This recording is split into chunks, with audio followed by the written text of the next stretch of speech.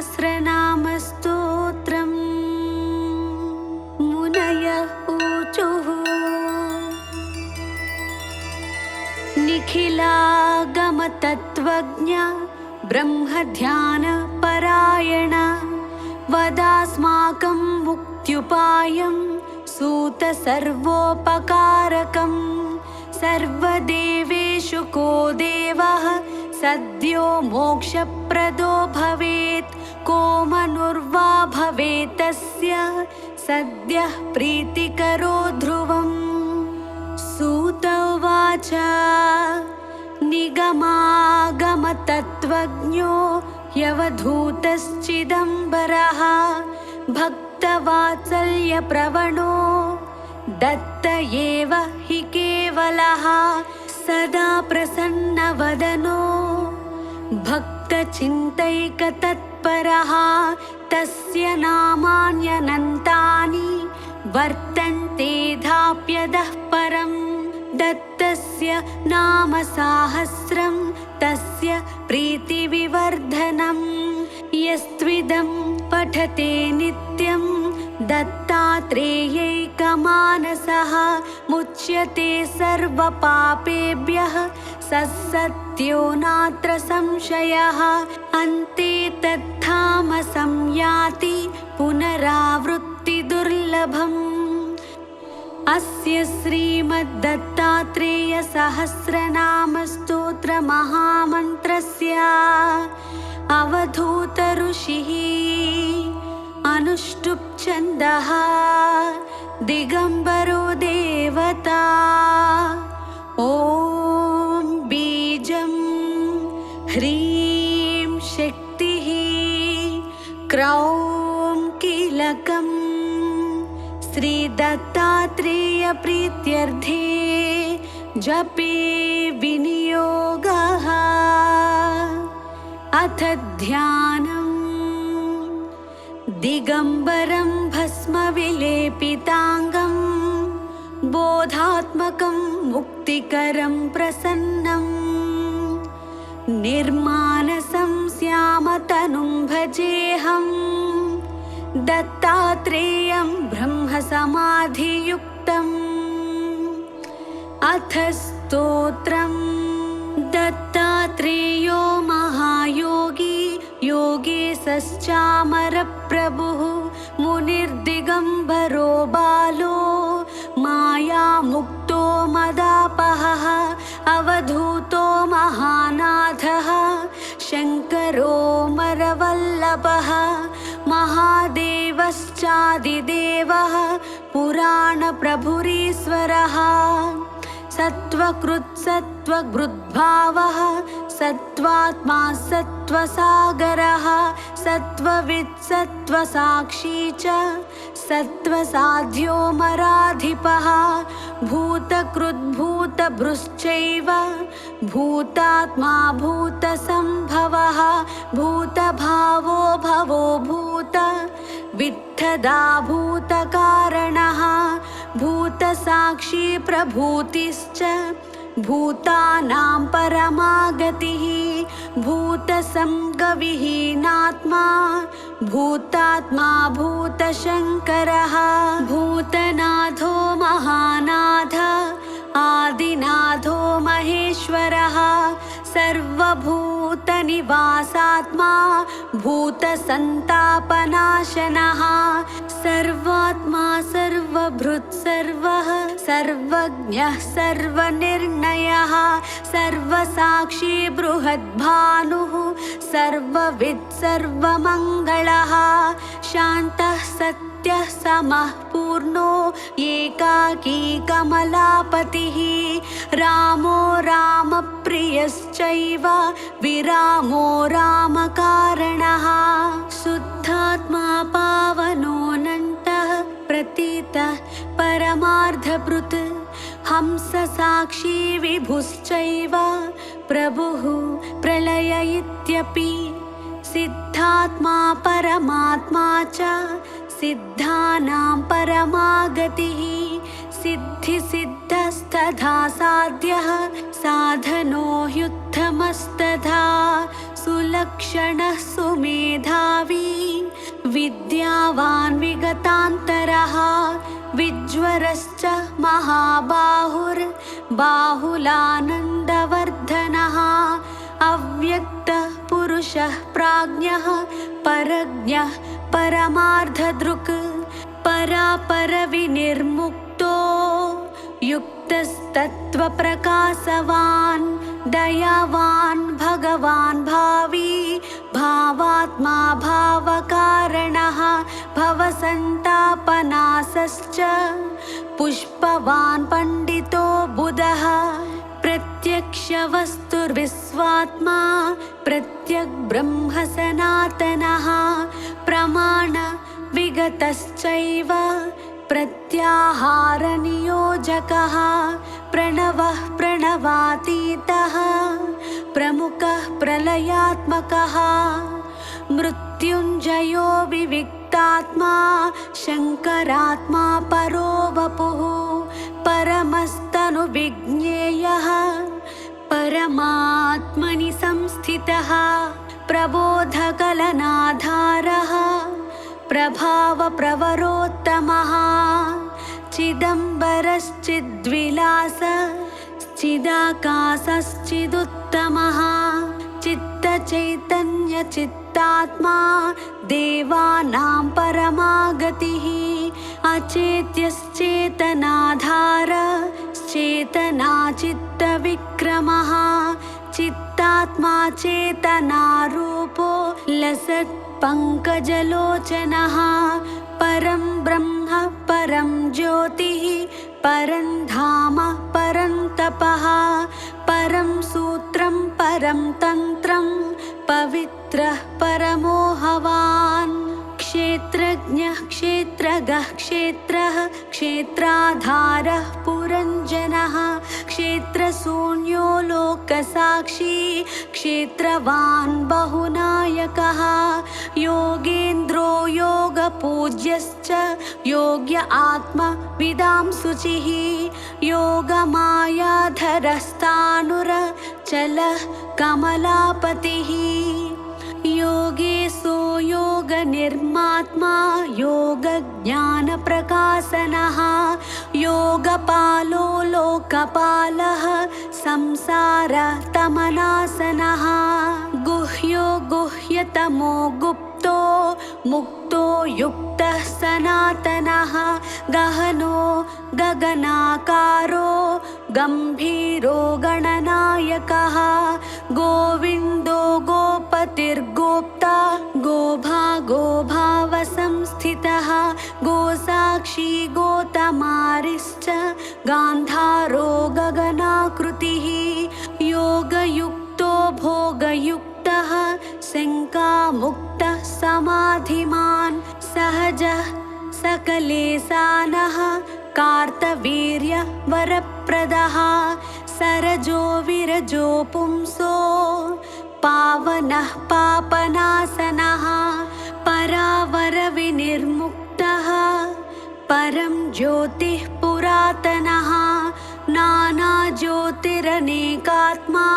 स्वयं ज्योतिः सदाशिवः दिव्यज्योतिर्मयश्चैव सत्यविज्ञानभास्करः नित्यशुद्धः परः पूर्णः प्रकाशः प्रकटोद्भवः प्रमादविगतश्चैव परेशः परविक्रमः योगी योगो योगपश्च योगाभ्यासप्रकाशनः योक्ता मोक्ता विधाता च त्राता पाता निरायुधः नित्यमुक्तो नित्ययुक्तः सत्यः सत्यपराक्रमः सत्त्वशुद्धिकरः तथा सत्त्वभृताङ्गतिः श्रीधरः श्रीवपुः श्रीमान् श्रीनिवासो मरार्चितः श्रीनिधिः श्रीपतिः श्रेष्ठः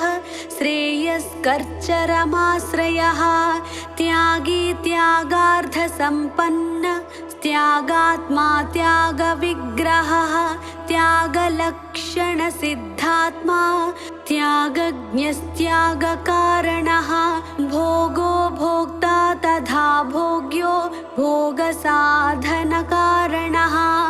भोगी भोगार्थसम्पन्नो भोगज्ञानप्रकाशनः केवलः केशवः कृष्णः कंवासाः कमलालयः कमलासनपूज्यश्च हरिरज्ञानखण्डनः महात्मा महदादिश्च महेशोतमवन्दितः मनोबुद्धिविहीनात्मा मानात्मा मानवाधिपः भुवनेशो विभूतिश्च धृतिर्मेधा स्मृतिर्दया दुःखदावानलो बुद्धः प्रबुद्धः परमेश्वरः कामः क्रोधः चैव दम्भदर्पमदापहः अज्ञानतिमिरारिश्च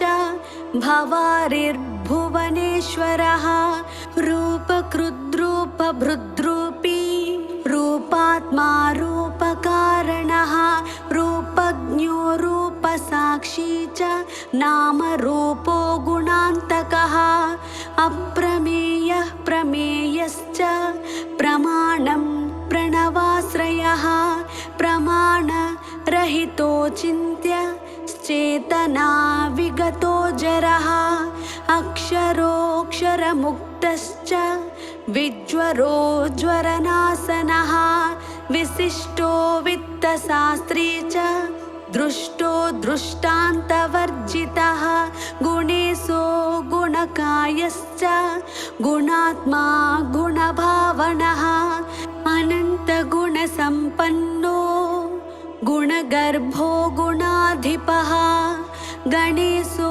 गुणनाथश्च गुणात्मा गणभावनः गणबन्धुर्विवेकात्मा गुणयुक्तः पराक्रमी अतर्क्यः क्रतुरग्निश्च कृतज्ञः सफलाश्रयः यज्ञश्च यज्ञफलदो यज्ञयुज्यो मरोत्तमः हिरण्यगर्भः श्रीगर्भः खगर्भः कुणपेश्वरः मायागर्भो लोकगर्भः स्वयंभूर्भुवनान्तकः निष्पापो निबिडो नन्दी बोधि बोधसमाश्रयः बोधात्मा बोधनात्मा च भेदवैतण्डखण्डनः स्वाभाव्यो भावनिर्मुक्तो व्यक्तो व्यक्तसमाश्रयः नित्यतृप्तो निराभासो निर्वाणः शरणः सुहृत् गुह्येशो गुणगम्भीरो गुणदोषनिवारणः गुणसङ्गविहीनश्च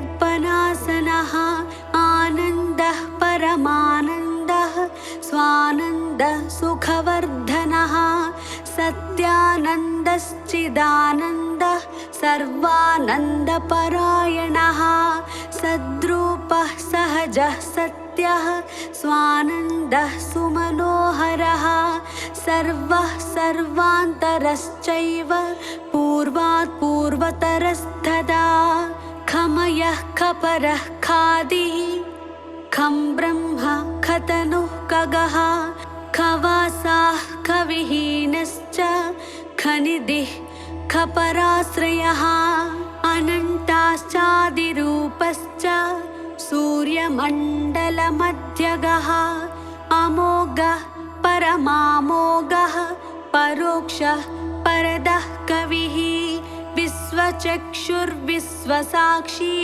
विश्वबाहुर्धनेश्वरः धनञ्जयो महातेजा तेजिष्ठः सेजसः सुखी ज्योतिर्ज्योतिर्मयो जेता ज्योतिषां ज्योतिरात्मकः ज्योतिषामपि ज्योतिश्च जनको जनमोहनः जितेन्द्रियो जितक्रोधो जितात्मा जितमानसः जितसङ्गो जितप्राणो जितसंसारवासनः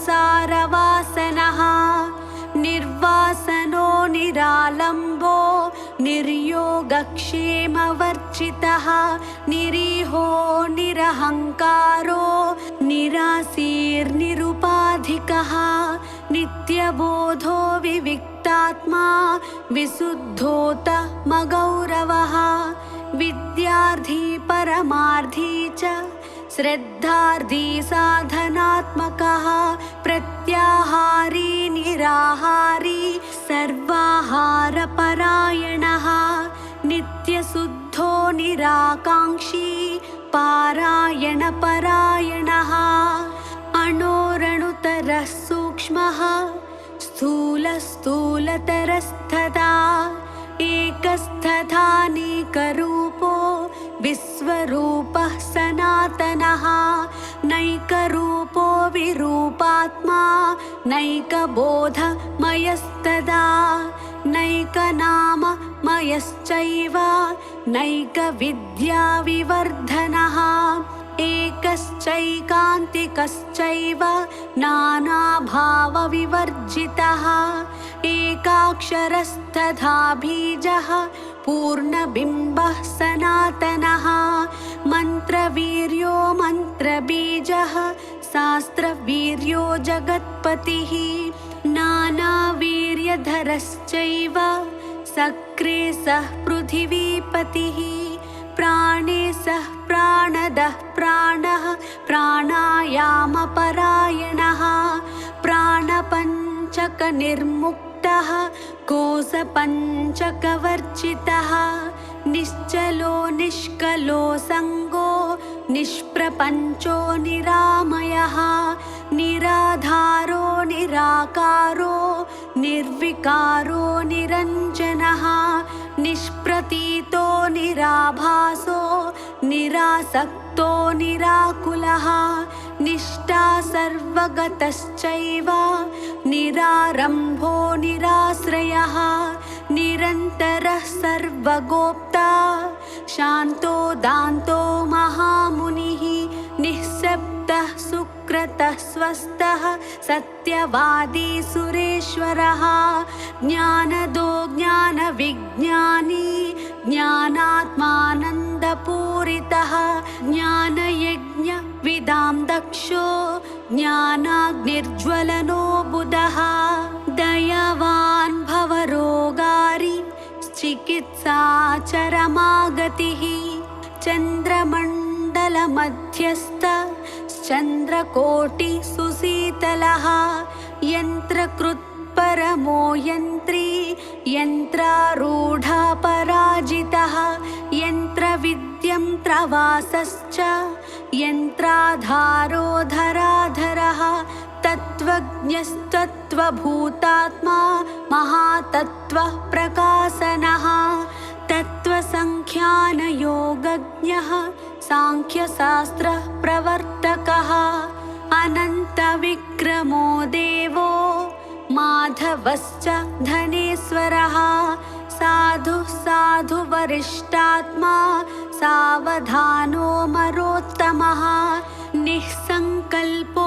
निराधारो दुर्धरो ह्यात्मवित्पतिः आरोग्य सुखदश्चैव प्रवरो वासवस्थदा परेशः परमोदारः प्रत्यक्चैतन्यदुर्गमः दुराधर्षो दुरावासो दूरत्वः परिनाशनः वेदविद्वेदकृद्वेदो वेदात्मा विमलाशयः विविक्तः सेवी च संसार श्रमनाशनस्तथा ब्रह्मयोनिर्बृहद्योनिर्विश्वयोनिर्विदेहवान् विशालाक्षो विश्वनाथो हाटकाङ्गतभूषणः अबाध्यो जगदाराध्यो जगदार्जवपालनः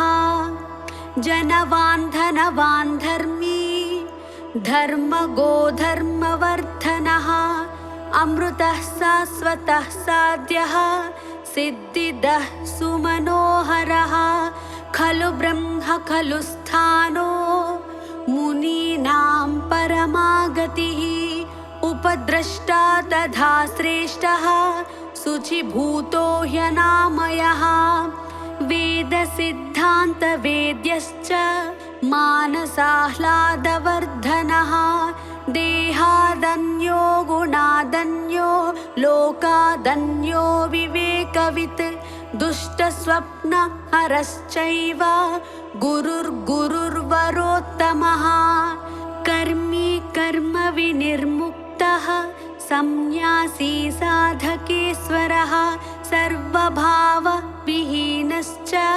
तृष्णासङ्गनिवारकः त्यागी त्यागवपुस्त्याग त्यागदानविवर्जितः त्यागकारणत्यागात्मा सद्गुरुः सुखदायकः दक्षो दक्षादिवन्द्यश्च ज्ञानवादप्रवर्तकः शब्दब्रह्ममयात्मा च शब्दब्रह्म प्रकाशवान् ग्रसिष्णुः प्रभविष्णुश्च सहिष्णुर्विगतान्तरः विद्वत्तमो महावन्द्यो विशालोत्तमवाङ्मुनिः ब्रह्मविद्ब्रह्मभावश्च ब्रह्मर्षिर्ब्राह्मणप्रियः ब्रह्म ब्रह्म प्रकाशात्मा ब्रह्मविद्याप्रकाशनः अत्रिवंश प्रभूतात्मा तापसोत्तमवन्दितः आत्मवासी विधेयात्मा यत्रिवंश विवर्धनः प्रवर्तनो निवृत्तात्मा प्रलयोदकसन्निभः नारायणो महागर्भो भार्गव प्रियकृत्तमः संकल्पदुःखदलनः संसारतमनासनः त्रिविक्रमस्त्रिधाकार स्त्रिमूर्ति स्त्रिगुणात्मकः भेदत्रयहरश्चैव तापत्रयनिवारकः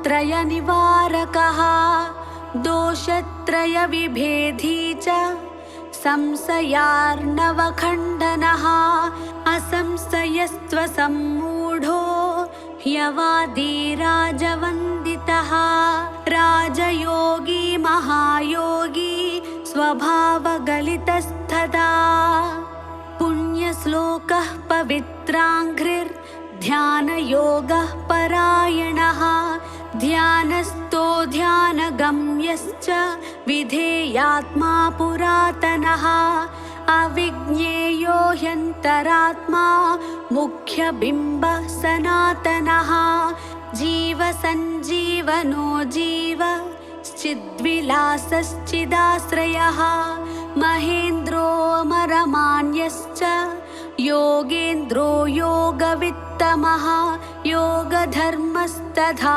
योगस्तत्त्वविनिश्चयः नैकबाहुरनन्तात्मा नैकनाम पराक्रमः नैकाक्षी नैकपादश्च नाथनाथोत्तमोत्तमः सहस्रशीर्षा पुरुषः सहस्राक्षः सहस्रपात् सहस्ररूपदृक् सहस्रारमयोद्धवः त्रिपाद पुरुषश्चैव त्रिपादूर्ध्वस्तथैव च त्र्यम्बकश्च महावीर्यो योगवीर्यविशारदः विजयी विनयी जेता वीतरागी विराजितः रुद्रो रौद्रो महाभीमः प्राज्ञमुख्यः सदा शुचिः अन्तर्ज्योतिरनन्तात्मा प्रत्यगात्मा निरन्तरः अरूपश्चात्मरूपश्च सर्वभावविनिर्वृतः अन्तः शून्यो बहिः शून्यः शून्यात्मा शून्यभावनः अन्तः पूर्णो बहिः पूर्ण पूर्णः पूर्णात्मा पूर्णभावनः अन्तस्त्यागी बहिस्त्यागी त्यागात्मा सर्वयोगवान् अन्तर्योगी बहिर्योगी सर्वयोगपरायणः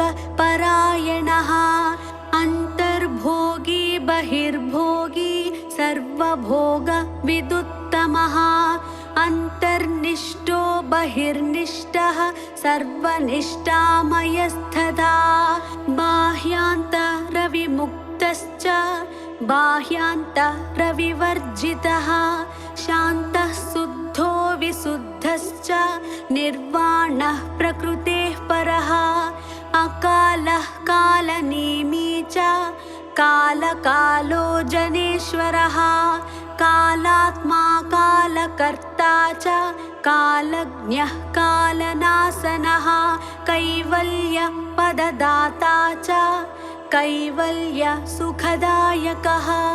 कैवल्यकलनाधारो निर्भरो हर्षवर्धनः हृदयस्थो हृषीकेशो गोविन्दो गर्भवर्जितः सकलागमपूज्यश्च निगमो निगमाश्रयः पराशक्तिः पराकीर्तिः परावृत्तिर्निधिस्मृतिः परविद्या पराक्षान्तिर्विभक्तिर्युक्तसद्गतिः स्वप्रकाशः प्रकाशात्मा परसंवेदनात्मकः स्वसेव्यः स्वविदां स्वात्मा स्वसंवेद्यो नगः क्षमी स्वानुसन्धानशीलात्मा स्वानुसन्धानगोचरः स्वानुसन्धानशून्यात्मा स्वानुसन्धानकाश्रयः स्वबोधदर्पणो भङ्गः कन्दर्पकुलनाशनः ब्रह्मचारी ब्रह्मवेत्ता ब्राह्मणो ब्रह्मवित्तमः तत्त्वबोधः सुधावर्षः पावनः पापपावकः ब्रह्मसूत्रविधेयात्मा ब्रह्मसूत्रार्थनिर्णयः आत्यन्तिको महाकल्पः संकल्पावर्तनाशनः आधिव्याधिहरश्चैव संशयार्णवशोषकः तत्त्वात्मज्ञानसन्देशो महानुभवभावितः आत्मानुभवसम्पन्नः स्वानुभावसुखाश्रयः अचिन्त्यश्च बृहद्भानुः प्रमदोत्कर्षनाशनः अनिकेतः प्रशान्तात्मा शून्यावासो जगद्वपुः चिद्गतिश्चिन्मयश्चक्री मायाचक्रप्रवर्तकः सर्ववर्णविदारम्भी सर्वारम्भपरायणः पुराणः प्रवरोदाता सुन्दरः कनकाङ्गदी अनसूयात्मजो दत्तः सर्वज्ञः सर्वकामदः कामजित्कामपालश्च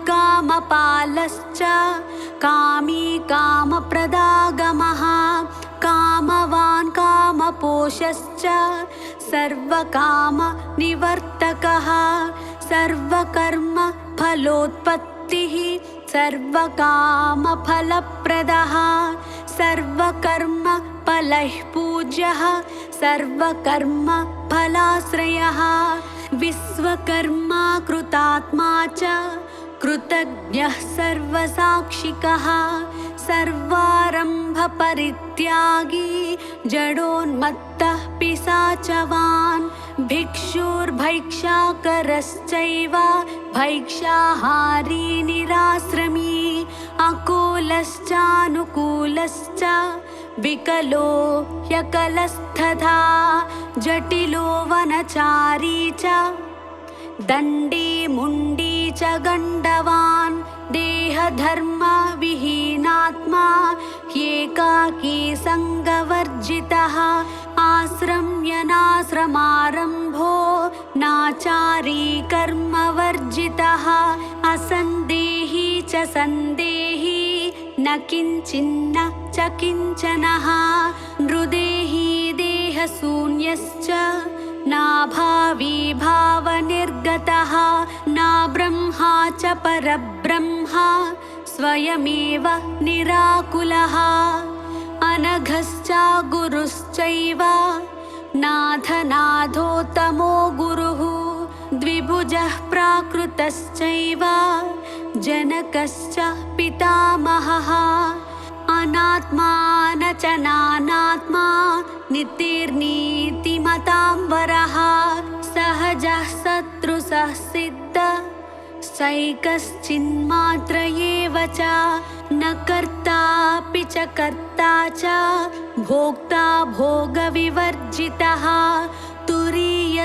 तुरीयातीतः स्वच्छः सर्वमयस्तदा सर्वाधिष्ठानरूपश्च सर्वध्येयविवर्जितः सर्वलोकनिवासात्मा सकलोत्तमवन्दितः देहभृद्देहकृच्छैव देहात्मा देहभावनः देही देहविभक्तश्च देहभावप्रकाशनः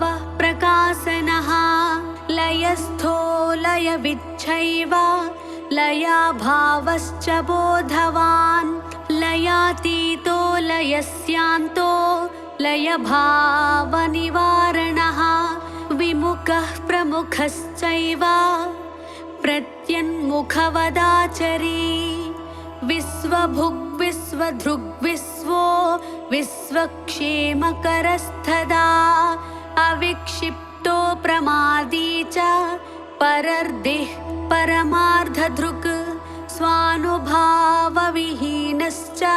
स्वानुभावप्रकाशनः निरिन्द्रियश्च निर्बुद्धिर्निराभासो निराकृतः निरहङ्काररूपात्मा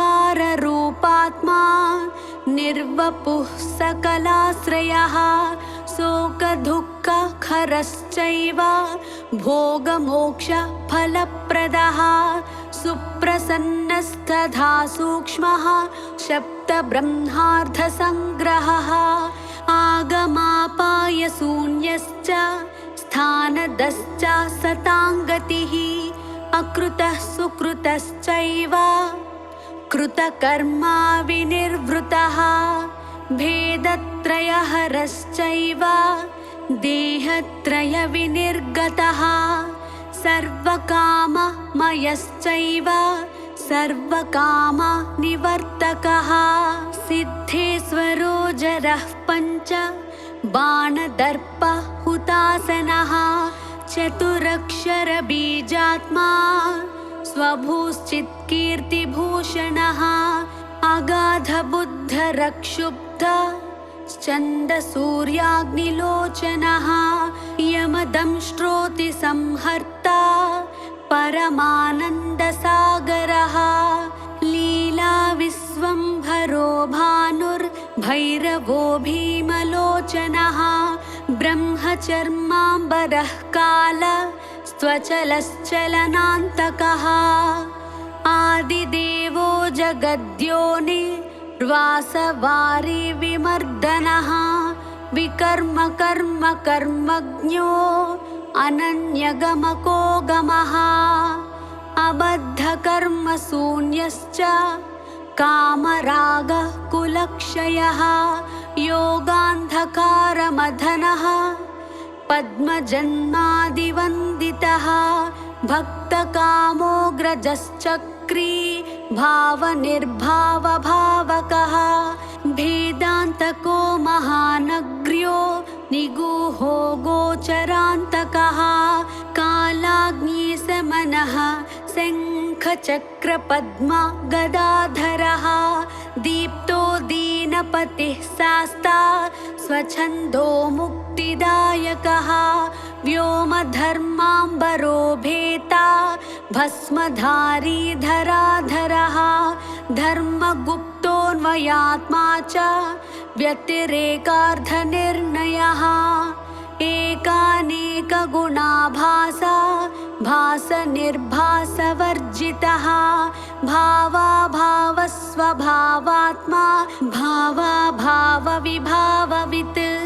योगी हृदयविश्रामो नन्तविद्याविवर्धनः विघ्नान्तकस्त्रिकालज्ञ तत्त्वात्मा ज्ञानसागरः इतीदं दत्तसाहस्रं सायं प्रातः पठेत्तु यः स इहामुत्र लभते निर्वाणं परमं सुखं गुरुवारे दत्तभक्तो भक्तिभावसमन्वितः